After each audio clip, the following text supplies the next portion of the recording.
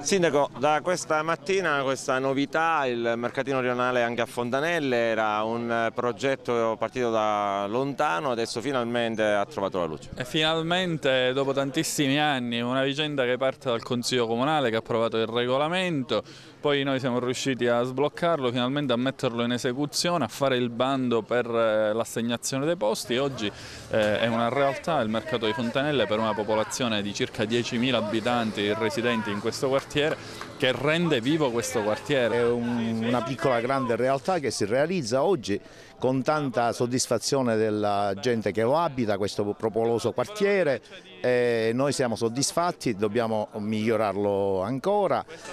Sono 32 posti ad oggi, sono pervenute soltanto dietro un apposito bando pubblicato 20 domande, li abbiamo già assegnati, ulteriori posti li metteremo a bando e incrementeremo anche questo piccolo mercatino. Contenta di questo mercatino a Fontanelle? Sì, era ora, anzi lo aspettavamo da tanto tempo.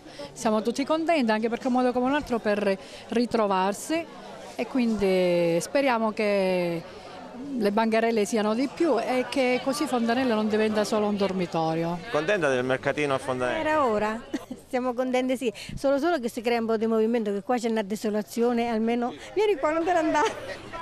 È contenta pure lei? Sì, ci vuole. Mancava? Sì, almeno magari per fare la spesa qualcosa. Una guardata in giro da aggiustare qualche cosa, cioè cose semplici che noi abbiamo un po' di soddisfazione. Sì, perché Fontanelle comunque ha dei problemi. Certo, sì, tanti. Guardate in giro se vedi i problemi che ci stanno, non c'è bisogno che uno li dice. Piccoli problemi, piccoli problemi che possono essere risolti con buona volontà.